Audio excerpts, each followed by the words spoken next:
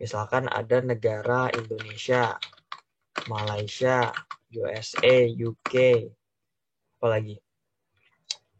Misalkan Belgium, Denmark, terus Switzerland, terus Germany, Japan, China.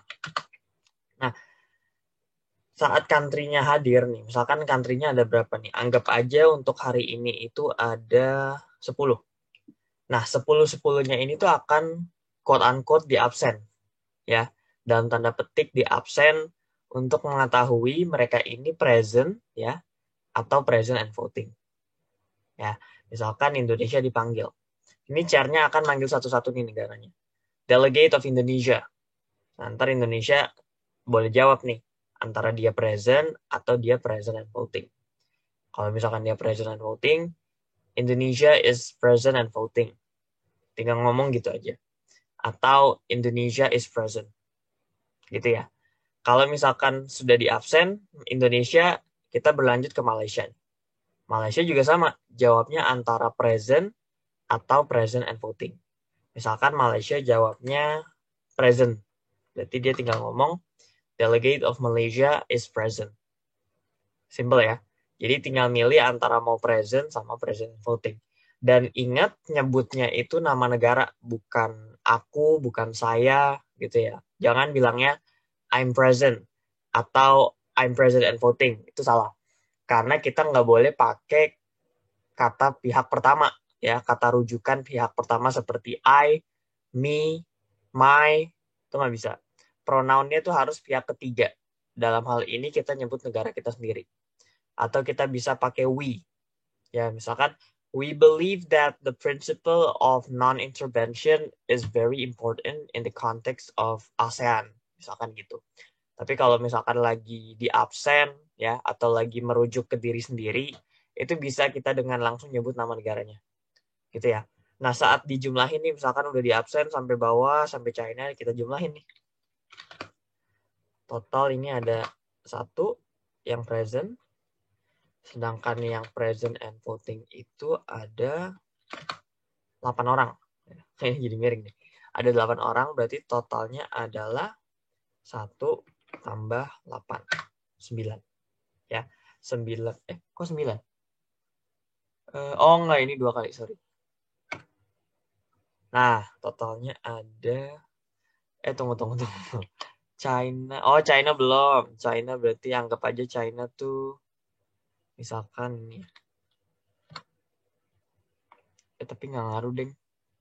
Ya udahlah, pokoknya intinya ada 10 negara, ya anggap aja ini ada 10.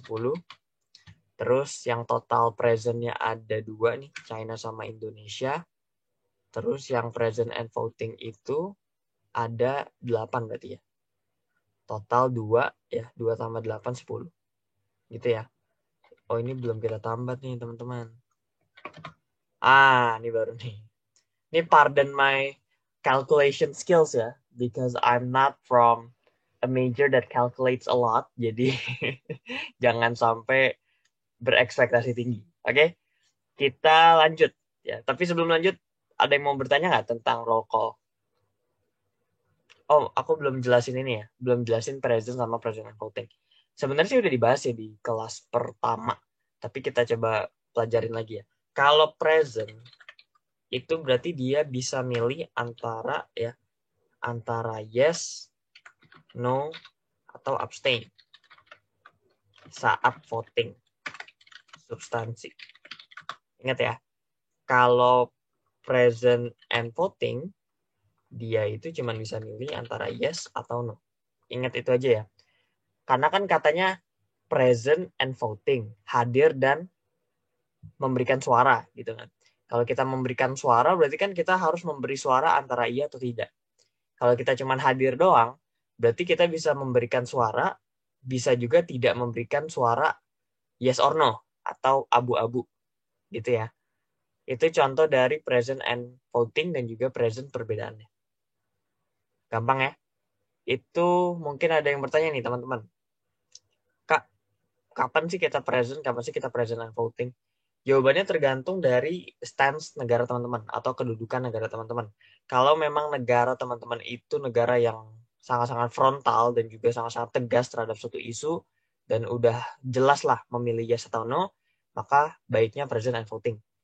Tapi kalau misalkan negara teman-teman ini masih labil, ya, masih abu-abu, nggak tahu jawabannya apa, ya, itu bisa milih abstain. Kalau abstain itu artinya memilih tidak, memilih juga, tidak memilih yes, tidak memilih no, abu-abu, gitu ya. Itu voting substansi. Bisa dipahami ya? Ini adalah agenda pertama nih dari simulasi NUN yang akan teman-teman hadiri. Setelah itu kita masuk ke GSL, ya. Sebelum GSL sebenarnya ada nih namanya agenda settingnya. Namanya agenda setting, tapi biasanya ini jarang. Karena ini biasanya khusus MUN yang ada 2 topik dibahas. Kan kadang ada MUN yang counselnya itu bahas 1 topik, ada yang 2 topik. Tapi kalau ada 2 topik dibahas, maka kita harus bikin agenda setting. Misalkan topik A-nya itu bahas nuklir. Topik B-nya itu bahas misalkan COVID. Nah, kalau nuklir, ya, misalkan negara-negara yang pro nuklir, ada berapa tuh? Ada banyak ya. Nanti akan dipilih nih 3 negara yang memilih untuk memperdebatkan topik A atau B. Ya, jadi nanti ada negara yang pro topik A, ada yang pro topik B. Nah, nanti negara-negara ini tuh akan dipertemukan dalam agenda setting. Jadi akan ada debat secara singkat 1 menit biasanya. Tapi nanti kita membahas lebih ke kenapa topik ini harus dipilih. Jadi bukan bahas topik nuklirnya. Ya, misalkan nih, biar lebih gampang, misalkan ada negara UK, USA, Russia. Ya, topik A, in favor of topik A. Yang against topik A, atau yang mendukung topik B, misalkan ada Indonesia, terus Jepang, sama Malaysia. Nah, nanti gilirannya itu adalah UK, US, Russia itu akan ngomong, kita harus memilih topik nuklir karena ini topiknya lebih urgent, karena ini topiknya lagi hangat, sehingga sayang kalau tidak dibahas, misalkan kayak gitu. Kalau yang Indonesia dan Malaysia, berarti dia kan against. Berarti dia ngasih tahu kenapa topik nuklir itu jangan dibahas, mending kita bahas COVID. We should talk about COVID in this conference because the cases of COVID are rising, and we as countries, if we don't take any action on that, then the COVID-19 case will get even worse. Ya, misalkan seperti itu. Nanti akan di voting, ya, akan di voting antara hasil diskusinya nih. Bisa nggak sih negara-negara ini meyakinkan negara-negara lain gitu kan? Nanti di voting mau topik A atau topik B, hasil votingnya akan masuk ke agenda berikutnya yakni GSL. Nah, GSL ini adalah di mana teman-teman berbicara secara umum, ya, secara umum, tapi teman-teman juga tidak bisa berbicara terlalu spesifik ke suatu subtopik gitu ya. Jadi bicaranya umum tapi tergantung pada situasi yang ada, ngerti nggak? GSL itu kan nggak terjadi cuma sekali kan. GSL itu kan bisa berkali-kali. Biasanya GSL itu dilakukan setiap kita ganti committee session. Teman-teman kemarin paham ya kalau di 1 hari MUN itu kan ada beberapa committee session. Ya, misalkan nih. Misalkan day 1 committee session, ya, atau komses, kita biasanya nyebutnya komses ya. Misalkan ada komses 1, komses 2, komses 3, sama komses 4. Biasanya ini dia itu jamnya biasanya 2 jaman ya, atau 2,5. Biasanya komses 1 jam 8 sampai jam 10. Terus istirahat 15 menit, terus 10.15 sampai 12.15, ya kan? Terus istirahat sampai jam 1. Biasanya ini sampai jam 3. Terus jam 3 sampai istirahat 15 menit baru sampai sore. Nah, biasanya gini. Nah, setiap ganti dari 1 ke 2, 2 ke 3, 3 ke 4, ini tuh akan dilakukan GSL ini, ya, untuk membahas tentang apa sih yang mau dibahas secara umum gitu kan, general speakers list. Nah, karena setiap GSL itu ada di antara komses-komses ini, berarti ada kemungkinan ya di mana pembahasannya nggak akan selalu sama kan. Misalkan Di Komses 1 awal-awal mungkin masih root cause. Ya, masih bahas root cause. Komses 2 udah mulai spesifik bahas misalkan cases, misalkan kasus-kasus. Terus Komses 3 udah mulai agak bahas misalkan framework. Terus Komses 4 bahas krisis, misalkan gitu ya. Nah, ini GSL-nya tuh mengikuti apa yang dibahas di Komses secara umum. Ya. Jadi kalau lagi bahas cases, ya udah berarti GSL-nya bahasnya cases, biasanya gitu. Tapi apapun yang dipilih, pastikan secara umum ya. Secara umum, general. Ya. Gak boleh bahas terlalu spesifik karena itu ranahnya moderated caucus sama unmoderated caucus. Gitu ya. General speakers list, ingat aja topiknya hanya secara umum. Nah, misalkan ada negara Indonesia. Kita copy dari yang. Nah, Indonesia sama China nih 10 negara. Nah, misalkan Indonesia dapat giliran pertama. Ya, dapat giliran pertama. Indonesia dapat waktu untuk JSL itu semuanya 1,5 menit ya. Dapat waktu 1 menit 30 detik. Ya. Nah, Indonesia diminta untuk bahas misalkan tentang root cause nih, atau akar masalah. Ya. Tapi setelah Indonesia ngomong, ternyata 1,5 menitnya nggak dipakai full sama Indonesia, dipakainya cuma 1 menit misalkan. Nah, kalau dipakai cuma 1 menit, kan ada sisa berapa? 30 detik kan? Karena ada sisa 30 detik, dan ini JSL, maka itu bisa dibagi. Ya, bisa dibagi ke 3 orang. Antara ke chair, other delegate, atau ke question and answer. Kita biasanya nyebutnya POI, Points of Information. Nah, maksudnya apa sih Kak Abdur? Bedanya ini, kita ngasih ketiga ini tuh tiga-tiganya apa gimana? Enggak, kita milihnya salah satu. Mau ngasih ke chair, ke other delegate, atau question and answer. Kalau kita ngasih ke chair, berarti 30 detiknya tuh angus. Ya, kita kasih ke chair. Ngomongnya gini, that will be all from Indonesia, and delegate of Indonesia would like to yield the time back to the chair. Berarti 30 detiknya angus, chair akan memberikan giliran ke negara berikutnya, yakni Malaysia. Tapi Indonesia juga bisa ngasih ke pilihan kedua, other delegate. Delegate of Indonesia would like to yield the time to delegate of Malaysia. Nah, Malaysia dapat nih 30 detik untuk bahas tentang root cause juga, gitu ya. Nah, selesai 30 detik, apakah nanti Malaysia kasih ke USA karena giliran ketiga USA atau gimana? Jawabannya adalah enggak. Malaysia tetap bicara lagi selama 1,5 menit layaknya Indonesia di awal. Karena 30 detik yang dikasih Indonesia itu kan 30 detik tambahan. Ya. Jadi Malaysia kalau dapat tambahan atau sisaan dari negara lain bukan berarti GSL yang dia punya di awal itu jadi angus gitu. Enggak. Dia tetap urutan kedua GSL. Paham ya? Itu yang kedua. Kalau yang ketiga itu question and answer. Ya.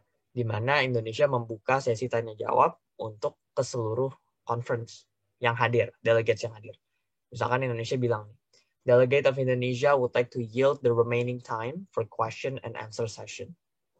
Nah, itu bisa siapa aja yang bertanya. Misalkan Belgium angkat plakard nih. Belgium angkat plakard, Indonesia milih, okay, Belgium you can ask your question. Nah, terus setelah Belgium nanya nih, misalkan Indonesia, what do you think of our problems in the conflict gitu. Terus Indonesia jawab, ternyata masih ada sisa 15 detik. Nah, 15 detik ini bisa dikasih lagi nih ke question and answer negara lain.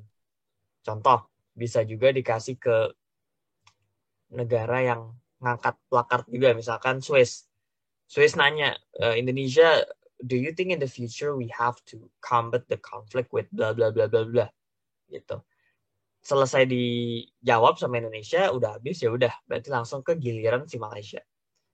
Gitu ya. Itu general speakers list dan juga pilihan tiga-tiganya mau dikirim ke siapa aja. Setelah ini, setelah GSL, kita masuk ke formal debate. Kalau formal debate ini, dia itu adalah sesi yang lebih spesifik ya. Kalau GSL kan dia umum. Kalau formal debate itu sudah membahas secara spesifik subtopiknya. Ya. Misalkan untuk membuka moderated caucus, nanti chair tuh akan bilang, ya, we are now moving to the moderated caucus session. Is there any delegate who wish to propose a motion or points? Biasanya gitu ya. Atau biasanya mereka tanyanya simple sih. Are there any points or motions in the floor? Biasanya gitu. Nah, setiap chair tanya kayak gitu, kita sebagai negara tuh bisa ngajuin antara points atau motion. Kalau points itu biasanya yang berkaitan teknis. Misalkan points of personal privilege, ya, pengen ke kamar mandi, bilangnya kayak gitu. Atau points of parliamentary inquiry, pengen nanya tentang sistem MUN-nya ya, Kak, ini MUN-nya gini apa gini, itu ngomongnya gitu. Atau point of order, bisa juga. Misalkan chair-nya kelupaan nih, harusnya kita bahas ini, yang dibahas malah yang lain. Kita bisa ngingetin chair-nya dengan ngomong points gitu kan. Kalau udah dipilih sama chair-nya, points of order, chair, we would like to remind that you need to go to bla bla bla bla bla bla. Gitu ya. Itu contoh aja.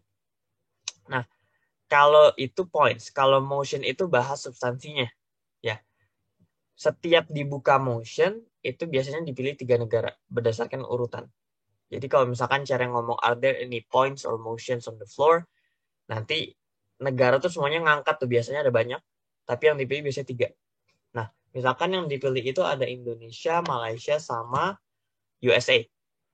Nah, giliran pertama tuh Indonesia, 2 Malaysia, 3 USA secara urutan yang ngajuin motionnya. Nah, yang dipilih itu bisa antara moderated caucus atau UMC. Ya, misalkan Indonesia moderated caucus.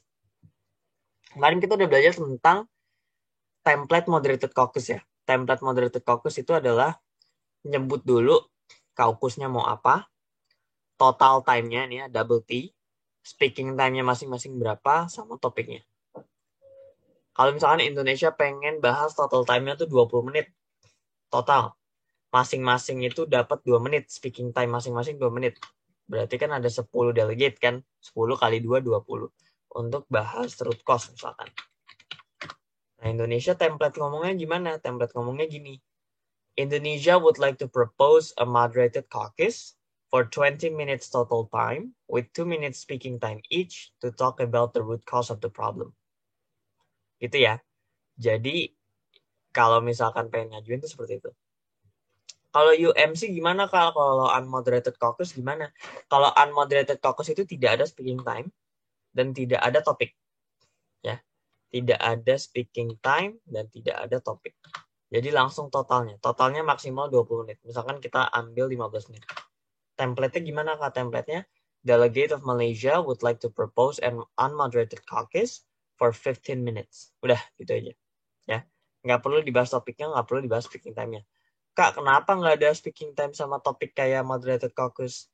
Pertama, karena kalau udah unmoderated caucus, itu nggak ada giliran ngomong tuh. Ya. Ingat kata kuncinya unmoderated. Berarti nggak ada yang mimpin kan? Nggak ada yang moderasi, nggak ada chair di situ. Kita bebas mau kemana aja. Kalau speaking time itu masing-masing. Jadi karena unmoderated nggak ada, ya berarti masing-masingnya nggak ada juga, ya kan? Terus kenapa nggak ada topiknya, Kak? Ya karena memang teman-teman dibebaskan untuk bahas apa aja. Mau yang umum, mau yang khusus. Ya. Kalau moderated caucus, dia terukur. Gitu ya. Terus misalkan USA, delegate of USA would like to propose a moderated caucus for 10 minutes with 1 minute speaking time each. Ya. To talk about the solution. Misalkan gitu. Nah, nanti akan di voting nih. Ya. Di voting. Tapi ingat, kalau Indonesia udah lolos duluan, misalkan Indonesia lolos nih, ya, kan minimal biar lolos itu kan pakai rumus majority alias 50% plus 1. Jadi kalau ada negaranya 10, 50% plus 1 dari 10 berarti berapa? Setengah dari 10, 5 ditambah 1, 6. Minimal harus ada 6 suara agar moderated caucus Indonesia ini lolos. Indonesia misalkan dapatnya cuma 4 suara, berarti otomatis nggak lolos. Malaysia dapatnya 6 suara, nah berarti otomatis lolos kan. Kak, kalau misalkan Malaysia udah lolos, terus USA gimana dong? Di voting juga nggak? Jawabannya enggak. Ya, karena Malaysia udah lolos. Ngapain lagi USA di voting? USA nggak bakal di voting sama sekali. Dia harus ngantri ke sesi berikutnya kalau udah dibuka lagi. Gitu ya. Jadi jangan terkecoh. Urutannya itu selain majority, harus juga berdasarkan urutan. Jadi minimal 6 plus urutan dia harus yang paling awal atau yang paling pertama dipilih. Paham ya? Gampang ya? Itu untuk moderated caucus.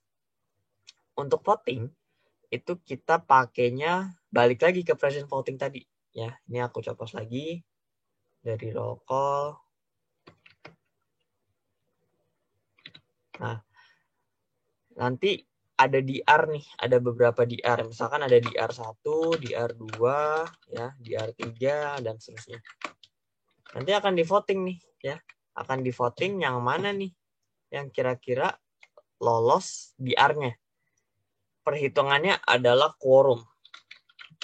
Alias minimal atau sama dengan ya 2/3 dari total suara.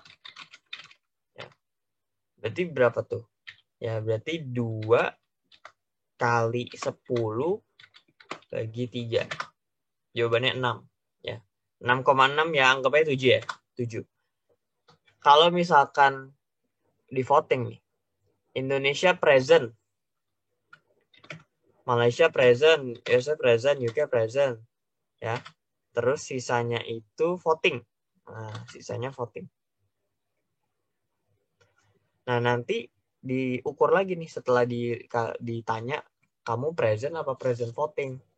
Terus udah dipilih dan ternyata hasilnya presentnya 4, present votingnya 6, 10 ya. Tapi ini belum voting nih. Ini cuma ngasih tahu dia present apa present voting. Untuk menentukan dia yes or no nanti ditanya lagi. Indonesia. Nanti Indonesia ngomong. Indonesia votes for yes. Nah, misalkan gitu. Malaysia votes for abstain.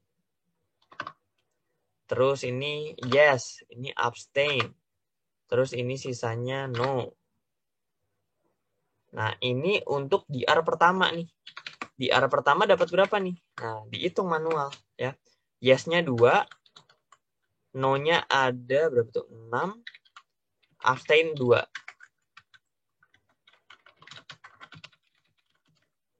Nah, nanti DR1 kita lihat.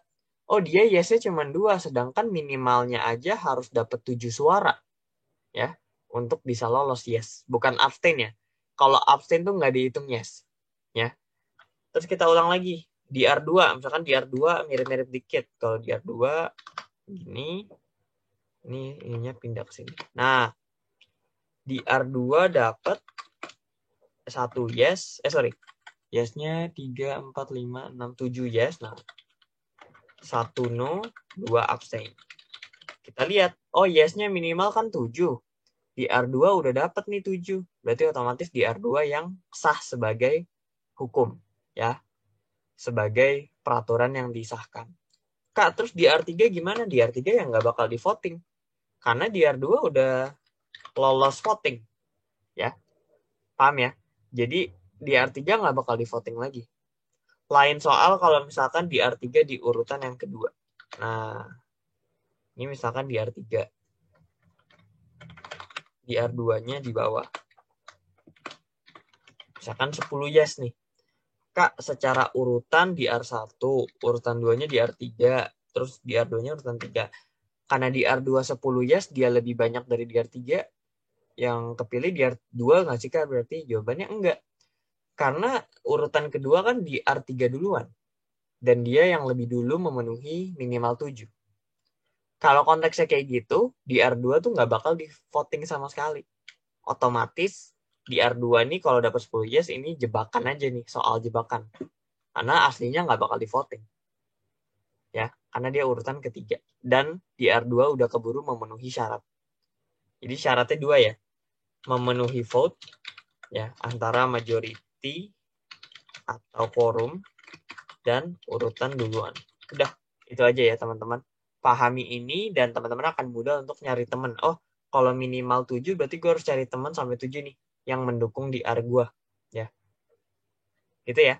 Itu buat simulation cukup dari itu selama selama setengah jam. Kita lanjut ke draft resolution. Cuman sebelum aku lanjut ke draft resolution, ada yang mau teman-teman tanyain nggak? Bebas ya mau nanya apa aja.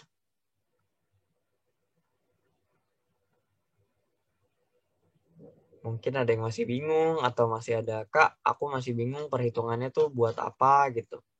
Itu boleh banget. Mumpung ini kelas terakhir ya. Karena kelas terakhir sayang nih kalau nggak banyak ditanya. Karena nanti masuk ke bulan Mei minggu depan kan udah nggak ada kelas lagi nih. Batch 6 udah selesai. Aku udah ngajar batch 7. Jadi aku akan susah untuk ngelihat grup 6 lagi. Grup batch 6 lagi. Gitu. Nanti kalau mau nanya-nanya boleh di luar. Tapi mungkin aku nggak bakal segercep yang kemarin. Karena aku kan harus ngajar batch 7 juga. Ya. Gimana? Ada yang mau bertanya? Silahkan.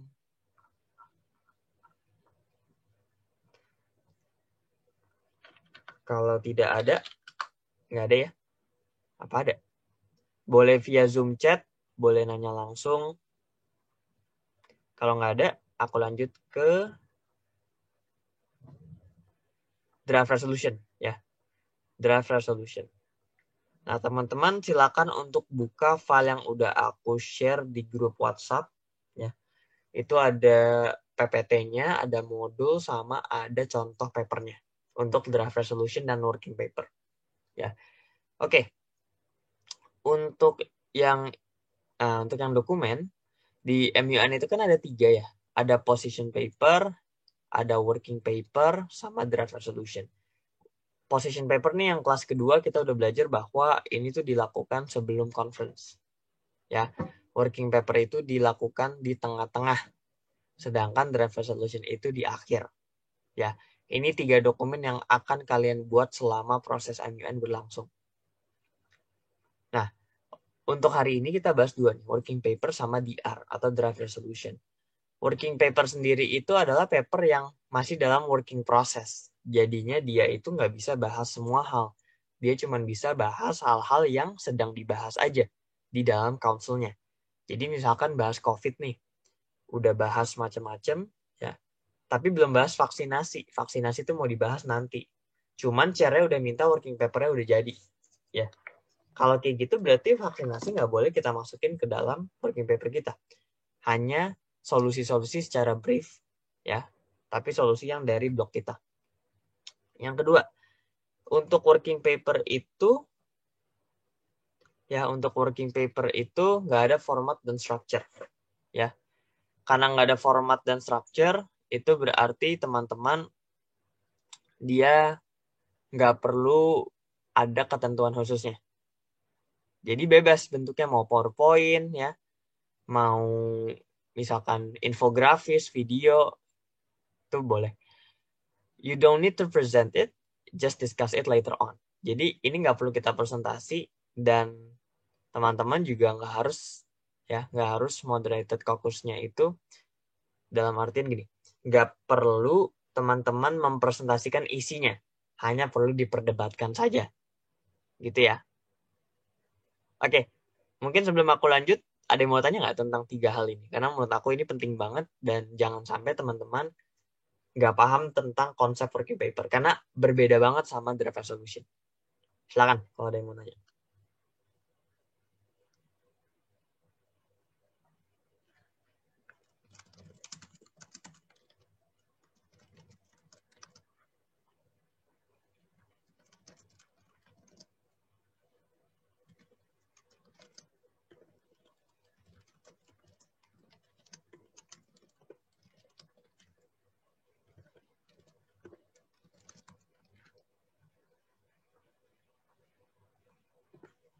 Nggak ada?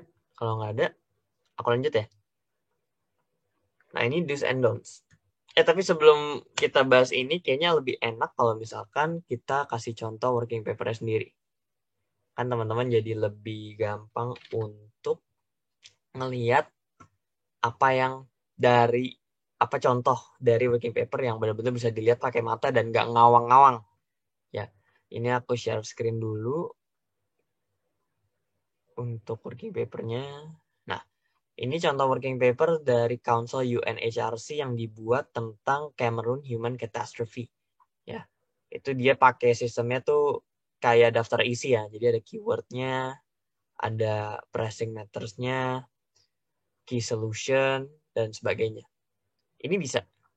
Bentuknya tuh bebas banget ya teman-teman. Teman-teman mau bikin poin, ya, mau bikin bagan, ya, mau bikin paragraf seperti esai gitu juga boleh.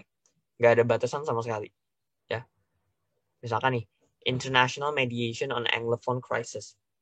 Ini berarti teman-teman ya, kalau misalkan bahas solusinya, oh kita perlu mediasi nih secara internasional, bisa nih nyusunnya kayak gini. Ya, dibagi-bagi.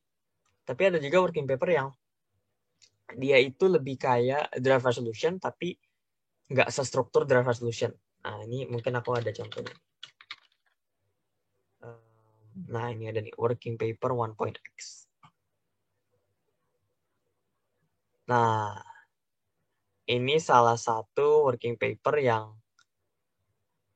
di Economics MUN, yang kebetulan aku waktu itu jadi chairnya. Ini salah satu working paper delegates aku.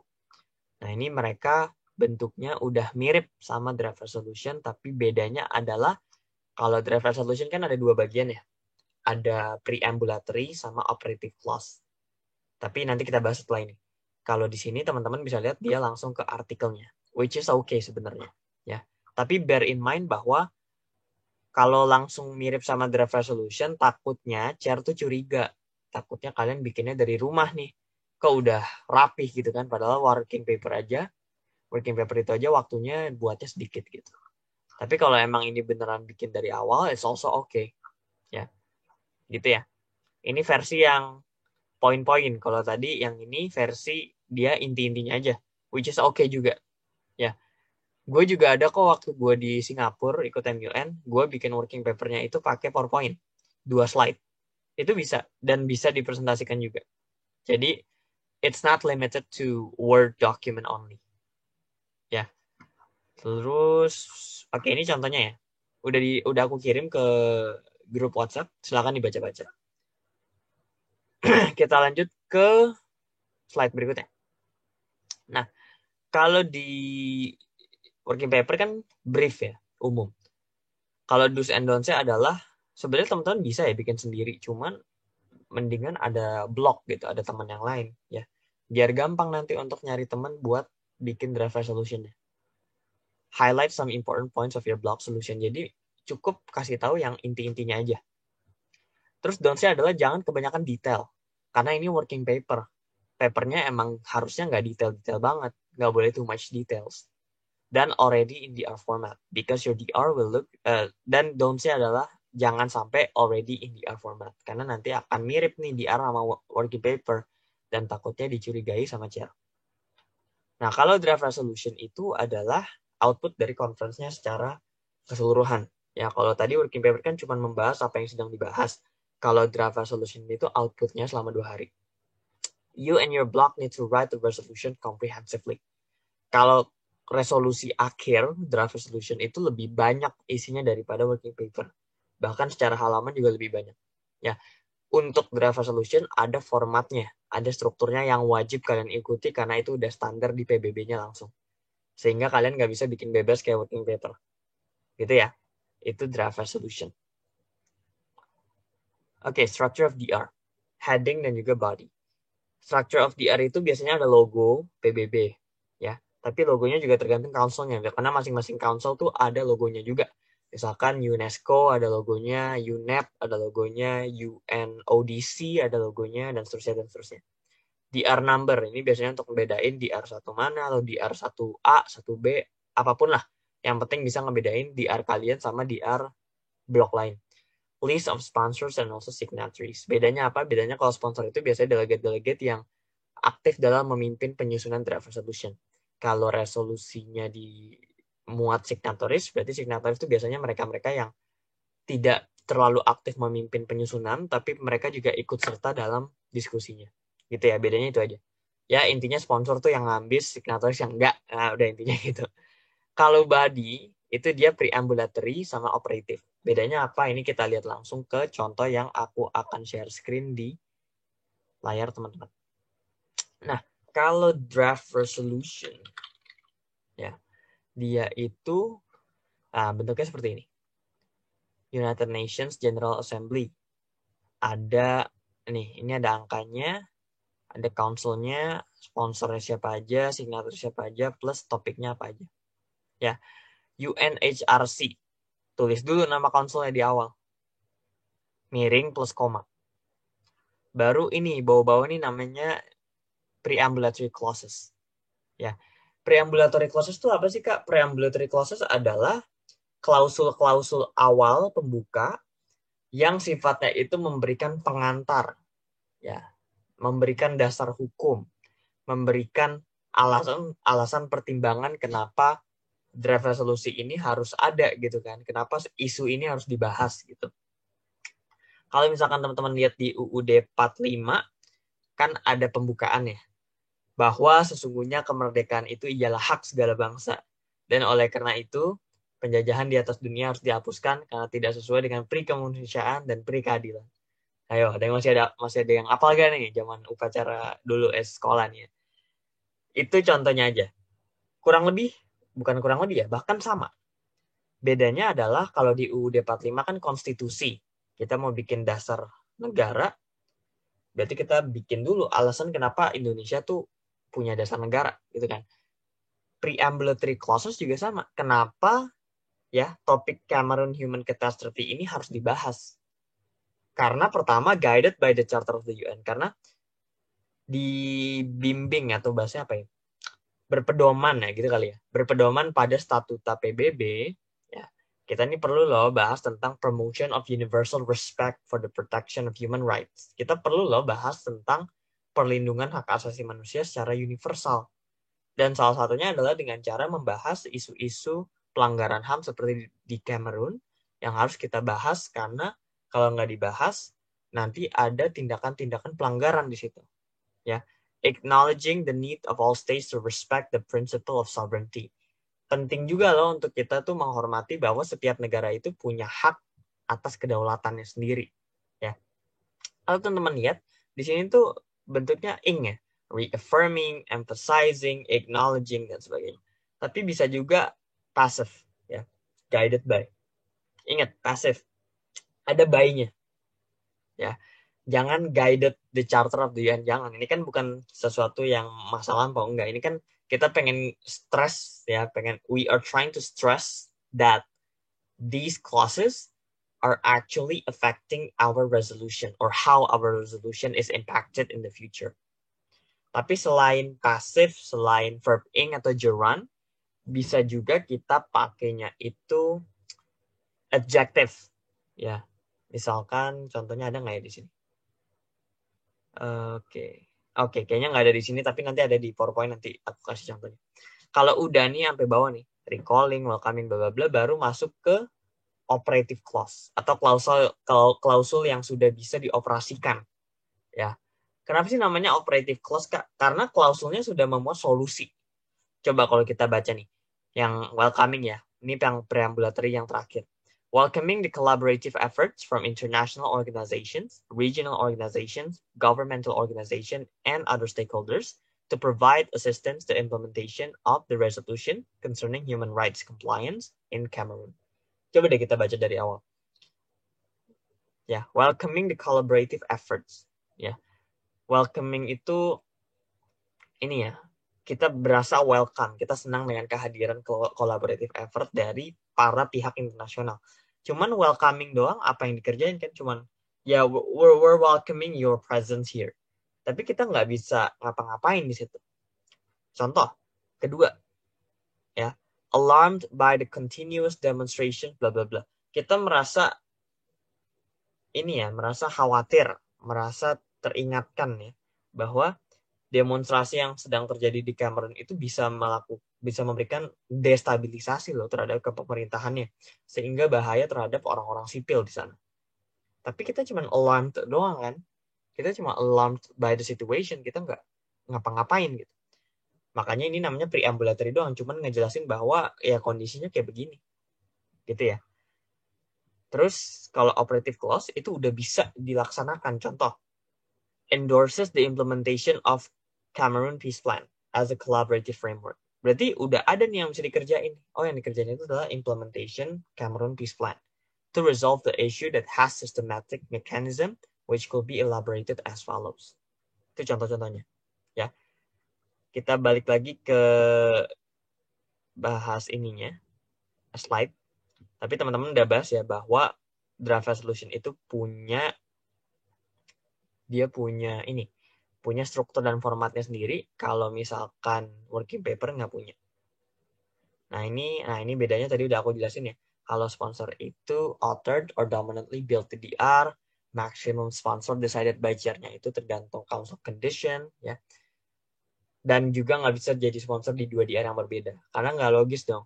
Kalau kita sponsor di RA, terus kita juga sponsor di RB, masa nanti kita ribut sama diri sendiri kan di RA sama di RB kan nggak mungkin. Tapi kalau signatoris bisa signatoris di DRA, signatoris di DRB itu nggak apa-apa. Kenapa Kak? Karena kita cuma sign doang kan. Ya udah kita setuju. Oh ya udah gue juga setuju sama itu.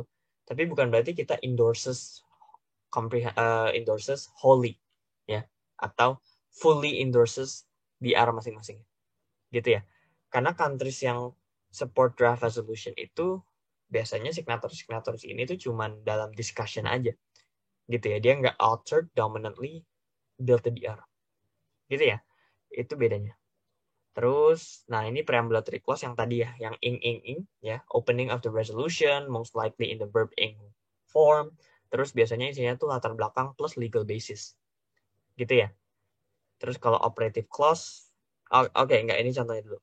Oke, ini contoh yang pakai ing, pakai passive, sama pakai adjective. Tadi aku bilang ada yang adjective, bentar aku lihat ya.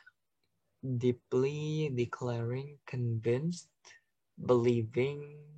Oh ini, fully aware. Nah, fully aware itu kan adjective ya. Tersadarkan secara penuh. Artinya itu ya. Jadi nanti bahasa di klausulnya misalkan fully aware of the importance of international collaboration. Tersadarkan dengan penuh akan pentingnya kolaborasi internasional. Itu juga bisa. Jadi kalau preambulatory clauses itu bisa 3 ya. Bisa passive plus by, bisa adjective, bisa juga verb ing. Dominantly lebih banyak verb ing. Ya. Silahkan diingat-ingat aja, nggak harus dihafalin sih, tapi pilih-pilih aja gitu kan. Ingat-ingat aja, oh kalau ing berarti gue bisa nih make emphasizing gitu kan. Jadi nggak harus dihafalin nih dari affirming sampai welcoming, dihafalin jangan. Terus operative clauses, dia ini esensi DR ya. Solusinya apa? Biasanya bentuknya itu verb 1 plus S atau IS. Misalkan kalau misalkan endorse, tambahin S, endorses. Ya. Atau misalkan emphasize, tinggal tambahin S, emphasizes. Dan biasanya dia tuh di garis bawah, underline. Kalau di preambulatory dimiringin, italize. Ya. Express the idea of your solution. Ini ide-ide dari resolusi kalian itu ya dioperasikan atau ditampilkan dalam bentuk operative clause. Nah, operative phrases-nya itu seperti ini. Accepts, affirms, calls upon, condemns, ya, recommends, dan sebagainya. Oke, tadi aku belum jelasin tentang further. Kalau further itu dipakai saat klausul sebelumnya itu pakai kata yang sama. Jadi kalau misalkan kata yang klausul sebelumnya itu misalkan recommends the implementation of international collaboration framework. Itu yang nomor 2 misalkan. Terus kalau nomor 3 kita pengen kayaknya kita mau pakai recommend lagi deh. Jangan tulis recommend aja, tapi further recommends the implementation of regional cooperation among member states. Misalkan kayak gitu. Jadi kalau udah ada recommend di awal, pengen recommend lagi di bawah, tambahin further recommends. Nanti further recommends pas yang ketiga itu ganti baru, misalkan request, nggak perlu lagi tambahin further, karena kan udah ganti baru. Tapi kalau setelah request mau request lagi, tambahin further request. Paham ya? Gampang ya? Itu sample of operative phrases.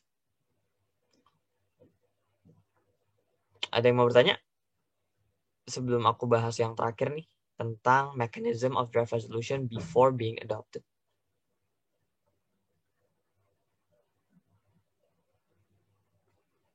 Gak ada. Gak ada yang ketiduran juga ya. Semoga tidak mengantuk di kelas terakhir. Tapi kelas terakhir tuh emang bahasannya yang paling susah sih kalau menurut aku. Karena ini bahas draft resolution plus langsung teknisnya gitu. Kalau kita di position paper, terus MUN 101 itu kan umum ya, dasar. Kalau ini tuh bener-bener, ya udah cara bikinnya tuh kayak gini gitu. Lo harus bisa cara bikinnya gitu. Kenapa sih ini penting banget? Karena kalau kalian nggak bisa nulis paper gitu ya, MUN kalian tuh bakal cuman isinya ngomong-ngomong doang, which is not the only part of MUN gitu. MUN itu kan ada 4 skill yang penting ya. Masih ingat kan teman-teman? Speech atau public speaking, research, negotiation, sama drafting. 4 hal itu aja sebenarnya. Ya, dengan punya 4 hal ini, percaya sama aku, dijamin teman-teman bisa sering menang di draft resolution di MUN conference, gitu ya. Oke, kalau nggak ada, kita bahas DR yang terakhir. DR itu sebelum di present, kita harus ngajuin motion introduction of DR. Chair, Delegate of Indonesia would like to propose the motion of DR introduction. Terus nanti sponsornya biasanya ngomong nih sama yang present. Sponsor itu biasanya 2, 3, tergantung ya. Kadang ada yang 4, ada yang 5, tergantung chair dan tergantung kondisi konsul. Biasanya 10 menit nih dikasih present. Presentnya itu biasanya semua negara tuh disuruh baca, nanti ditampilin di layar gitu ya, atau di share screen kalau MUN-nya online, di share screen di layar, ya, di scroll sama chairnya buat baca, setelah itu baru sponsornya ngejelasin tentang DR-nya, gitu ya. Baru nanti discussionnya tapi dalam bentuk moderated caucus. Jadi seperti biasa, Delegate of Indonesia would like to propose a moderated caucus for 20 minutes with 2 minutes speaking time each to talk about draft resolution 1.1. Jadi nanti tektokannya bahas DR. Dan kan biasanya tektokannya bahas subtopik. Kalau sekarang bahasnya di draft resolution. Each block can criticize each other's DR. Jadi bisa kita ngekritik DR. We believe that draft resolution from Japan and its allies is not comprehensive and thus does not comprehensively answer the problem as well. We believe that our draft resolution is way better when it comes to combating the problem because we answer all of the problems that are being discussed in this conference today, and we have presented our solution that is scientifically based, that is backed up by data, and also that is realistically feasible. Misalkan kayak gitu. Ya. Setelah didiskus, setelah tektokan, setelah debat, nanti di vote. Tapi pakainya quorum, bukan 50% plus 1 majority. Quorum atau 2/3. Kalau minimal 2/3 nggak dapat, berarti DR nggak lolos, kita coba voting di DR berikutnya. DR berikutnya dapat, berarti DR itu yang terpilih. DR yang urutan ketiga nggak bakal di voting, karena DR yang kedua udah memenuhi syarat quorum dan dia urutannya lebih dulu daripada DR yang ketiga. Simulasi yang tadi, ingat ya. Terus, Kak, kenapa 2/3? Kenapa kali 50% plus 1? Karena kalau 2/3 itu lebih banyak orang yang dijadikan angka minimum. Kalau misalkan 30 kan 50% plus 1-nya kan berarti 16. Sedangkan 2/3-nya itu 20. Nambah 4 orang kan. Itu tuh lebih mempresentasikan, lebih merepresentasikan suara terbanyak. Karena nanti yang gak setuju pun, itu tetap harus tunduk sama, atau tetap harus patuh sama DR-nya. Beda sama 50% plus 1. Kalau kita bahas topik A nih, tentang COVID vaksinasi misalkan. Kan kalau moderated caucus pakainya 50% plus 1. Ya. Kalau ada yang nggak setuju sama topiknya, ya udah, nggak usah dibahas. Tapi kalau kita nggak setuju pun, gitu ya, tapi kita tetap pengen bahas itu kita nggak masalah.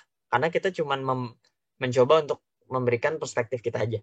Kalau draft resolution, kalau kalian ngomong yes, berarti kalian yes terhadap seluruh draft resolution. Gitu ya. Terus awards and recognition.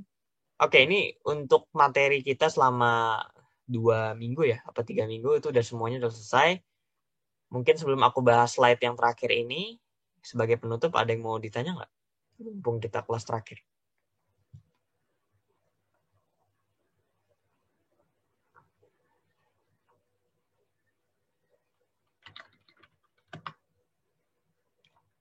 Ada?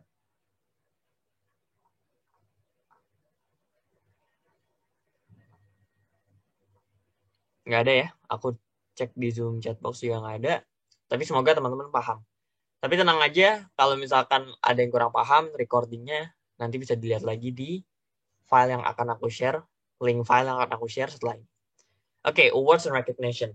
MUN itu emang conference, tapi kita nggak bisa bohong juga bahwa MUN itu juga lomba sebenarnya. Jadi ini sebenarnya kompetisi, di mana nanti ada yang menang, ada yang tidak menang. Yang tidak menang itu bukan berarti yang kurang baik, enggak. Yang tidak menang itu biasanya mereka-mereka yang kurang memahami strategi dalam MUN. Ya, misalkan mereka nggak paham kalau misalkan, oh kalau di R tuh 2/3 ya, oh kalau ini tuh sistem ngomongnya tuh kayak gini ya. Biasanya mereka-mereka yang kayak gitu. Bukan mereka yang nggak pinter, nggak. Karena orang-orang yang ikut MUN, I believe, automatically mereka tuh orang pinter. Karena mereka punya the audacity, punya keberanian untuk turun, itu udah menandakan orang itu pinter. Tapi biasanya yang nggak dapat awards itu biasanya mereka yang kurang paham strategi. Nah, orang yang ikut MUN School, batch 6 sekarang nih, kalian semua nih, yang berhasil mengikuti kelas pertama sampai kelas terakhir, itu udah paham nih strateginya. Oh, Kak Abdur pernah bilang nih, bahwa kita tuh minimal di R-nya kalau misalkan 2/3-nya tuh segini, berarti aku nyari temennya tuh segini. Terus kalau misalkan aku lagi JSL, aku nggak boleh bahas yang umum-umum. Aku nggak boleh bahas yang khusus-khusus banget. Kalau lagi bahas unmoderated caucus, aku perlu cari temen yang banyak dan sebagainya, dan sebagainya. Nah, nanti ada awards-nya nih. Kalau best delegate itu juara 1, ya, most outstanding juara 2, honorable mention juara 3. Ini adalah 3 juara terbesar, tertinggi. Verbal commendation itu juara 4 dan biasanya diberikan ke lebih dari 1 delegate. Bisa aja 3 orang tuh dapat verbal commendation. Ya, ini biasanya untuk mereka-mereka yang bagus banget, tapi masih nggak sebagus yang 3 ini. Gitu ya. Terus ada best post-up. Kalau ini adalah penghargaan yang diberikan terhadap kualitas paper teman-teman. Biasanya sih nggak mempengaruhi performance langsung teman-teman. Jadi kalau teman-teman di MUN conference-nya biasa aja, tapi papernya bagus banget, itu bisa menang. Tapi ada juga cara yang lihat papernya doang bagus, nggak cukup. Harus papernya bagus, plus performance-nya juga oke. Baru dapat best position paper. Itu juga bisa. Tapi yang pasti adalah mereka yang menang best position paper atau post-pub itu adalah yang ngerjain position paper. Nggak mungkin dia nggak ngerjain terus dapat best position paper, itu nggak mungkin. Karena itu selalu kerjain position paper kalian. Ya. Meskipun beberapa MUN nggak apa-apa kalau nggak ngerjain tetap bisa ikut, tapi why not? Kenapa nggak kita bikin aja? Itu kan malah jadi pegangan buat kita nanti pas conference ada bacaan yang bisa dipegang, itu malah menguntungkan kita. Plus ada peluang kita bisa menang best position paper. Banyak kok delegate yang menang best position paper plus best delegate atau plus most outstanding. Itu sangat-sangat mungkin. Ya, as long as you believe in yourself and as long as slide berikutnya kalian memulai. You don't have to be great to start. Kalian nggak harus kok jadi orang yang keren untuk memulai. But in order to be great, in order to jadi orang yang keren, kalian tuh harus memulai. Karena dengan berani memulai, teman-teman sudah selangkah lebih maju dibandingkan ratus ribu orang pesaing kalian. Gitu ya.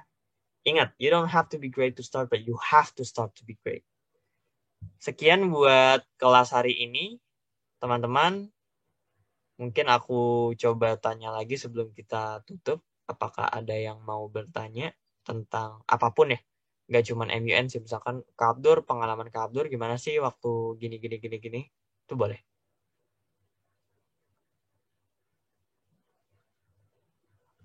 Aku tunggu 1 menit ya sebelum kita tutup. Nggak apa-apa, tanya aja teman-teman apapun. Karena nanti setelah ini susah mau nanya karena nggak ada kelas lagi kan.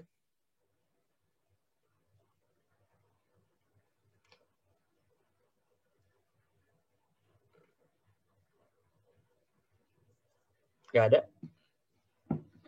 Bisa dibaca-baca lagi ya file-file yang aku kasih. Terus nanti ini link recorded Zoom-nya aku share juga. Tapi ditunggu ya, karena kan harus di-render dulu. Terus di-upload ke drive dulu. Dan itu sangat-sangat bergantung pada koneksi internet. Tapi harusnya sih nggak lama sih ya. Apa sejam, ya enggak lah, setengah jam. Nanti aku share linknya secepatnya. Oke, sudah 11:02. Kalau tidak ada, aku mau ngucapin makasih banyak dan mohon maaf banget kalau aku ada salah-salah kata, salah-salah tindak, karena kita tidak luput dari kesalahan. Pastinya aku juga memaafkan kesalahan teman-teman semua, karena di sini kita saling belajar dan nanti selepas dari MUN School ini, mau teman-teman ikut MUN, mau nggak ikut MUN, tapi cuman pengen apply ilmu MUN-nya di tempat yang lain, silahkan banget. Aku lebih senang kalau misalkan orang-orang yang udah aku kasih sharing pengalaman aku, itu bisa nge-apply di masing-masing jalan mereka, apapun itu. Gitu. Karena silaturahim kan harus dijaga nih ya. Dan kita tuh harus kenal banyak orang. Ini aku dengan kenal kalian aja udah seneng banget sebenarnya. Karena aku jadi bisa tahu nih, oh kondisinya tuh untuk generasi, misalkan kalian nih yang SMA, oh kalau SMA kelas 12 sekarang tuh udah lebih oke ya dibandingkan zaman gua dulu. Zaman gua dulu tuh MUN tuh makanan mahasiswa biasanya, jarang SMA ikut gitu. Oh, tapi ternyata sekarang passionnya itu, antusiasmenya tuh udah tinggi gitu. Aku jadi belajar juga bahwa oh ternyata ini ya sangat-sangat hebat gitu perbedaan dari apa yang sudah menjadi generasi sekarang dan juga apa yang menjadi generasi aku gitu. Jadi karena ada perbedaan tersebut, ya kita nggak bisa memungkiri juga kan bahwa mahasiswa SMA bahkan SMP ya, seingatku di kelas ini ada yang masih SMP, itu juga bisa loh participate di MUN gitu. Dan dengan ilmu yang udah teman-teman dapat nih selama 4 kelas terakhir, teman-teman bisa nih meng-apply dan juga pakai langsung ilmunya ke bidang-bidang yang teman-teman tekuni, dan itu nggak harus MUN. Misalkan, Kak aku pengen ikut lomba pidato nih, dan waktu itu Kak Abdur pernah bahas tentang tips-tips speech gitu ya. Itu ternyata bisa loh Kak dipakai gitu. Atau misalkan, Kak aku pengen lomba, apa misalkan lomba debat, meskipun beda sama MUN, tapi aku belajar loh Kak cara jadi orang yang diplomatis gitu kan. Aku belajar jadi orang yang bisa menyampaikan argumen, melawan argumen lawan, tapi tetap dengan cara yang tenang, dengan cara yang sopan santun. Itu kan pasti lebih elegan ya teman-teman ya. Kalau kita berdebat dan kita tuh nggak kesulut emosi, ya kita senyum gitu ya, senyumnya lebar lagi kan. Tapi omongan kita tuh menyerang argumen mereka dengan sangat-sangat baik. Wah itu lebih elegan dibandingkan mereka yang marah-marah dan sebagainya. Gitu ya. Karena itu aku ngerasain banget. Aku lomba debat tuh pernah, lomba MUN juga pernah, pidato pernah, moot court pernah buat yang hukum yang tahu, terus apa lagi? Lomba discussion FGD pernah, ya. Lumayan macam-macam sih, business case pernah. Kebetulan aku ada teman-teman dari Fakultas Ekonomi yang ngajakin aku lomba bisnis, itu juga pernah. Business Canvas, ya itu juga pernah tuh, aku pernah ikut itu. Dan emang sih nggak semuanya menang, nggak semuanya kalah juga, tapi jadi banyak teman gitu kan. Dan akhirnya karena banyak kenalan, kita jadi banyak perspektif nih. Oh ternyata orang hukum sama orang ekonomi tuh beda ya ngelihat cara kita berargumen gitu. Aku jadi bisa nyesuaiin diri nih kalau misalkan lagi kondisinya gini, aku harus kayak gini gitu. Nah di MUN itu juga sama teman-teman. 4 kelas terakhir itu kan mengajarkan teman-teman buat paham tentang bikin paper, bikin riset ya, menjadi orang yang diplomatis, menyampaikan aspirasi negara gitu ya. Teman-teman jadi belajar kan untuk memegang kepercayaan gitu kan. Negara sudah mempercayakan teman-teman sebagai perwakilannya, teman-teman harus bisa dong menyampaikan aspirasi negara dengan baik. Kurang lebih gitu. Kalau misalkan mau jadi diplomat nih, misalkan ada yang lagi kuliah nih, mau lulus, pengen daftar jadi diplomat. Teman-teman udah ada tuh basicnya tuh, basic negosiasi, basic diplomasi, dan sebagainya. Jadi teman-teman tuh bisa bukan menyerang sih. Teman-teman bisa menyampaikan pendapat yang berbeda dengan pendapat yang lain, tapi dengan cara yang tenang dan diplomatis. Gitu ya. Itu sih paling sharing yang bisa aku kasih ke teman-teman semua. Makasih yang tadi udah ikutin dan juga udah nyatet, udah belajar, udah hadir di pagi hari ini. Mohon maaf nih hari Minggunya diganggu yang biasanya kita lagi rebahan ya. Tapi semoga dengan bangunnya teman-teman dan udah di depan laptop atau di depan HP, dengerin aku ngoceh dari tadi, semoga ilmunya bermanfaat. Kalaupun tidak bermanfaat, semoga ilmunya bisa dikasih ke orang lain juga. Gitu ya. Jadi rantai kebaikannya nggak berhenti di sini aja. Oke, nggak ada lagi yang mau bertanya? Nggak ada. Nggak ada ya. Kalau nggak ada, aku mau ngucapin terima kasih. Makasih udah ikut kelas 4-4-nya. Makasih udah ikut dengan sangat-sangat baik ya, mengerjakan tugas dan sebagainya. Nanti kita bertemu lagi di lain kesempatan. Atau mau ikut GMMUN-nya Global Millennial Group juga boleh nih. Tinggal tanya-tanya nih ke panitianya langsung, Kak harganya berapa, Kak daftarnya gimana, dan sebagainya. itu silahkan banget ditanya-tanya ke panitia. Aku siap bantu preparation teman-teman, tapi juga teman-teman harus bisa preparation sendiri juga. Jadi nggak selamanya dituntun, tapi nggak ada salahnya bertanya. Ya, tanya aja kalau ada bingung, tanya aja. Gitu ya. Oke, makasih semuanya. Selamat siang, selamat beraktivitas, selamat liburan di hari Minggu, dan kita ketemu lagi di lain kesempatan. Assalamualaikum warahmatullahi wabarakatuh, dan kita berjumpa di next opportunity. Dadah, thank you semuanya ya. Thank you, Kak Abdur. Sama-sama. Thank you everyone. Thank you Thank you, Kak. Pak. Bu, sama-sama.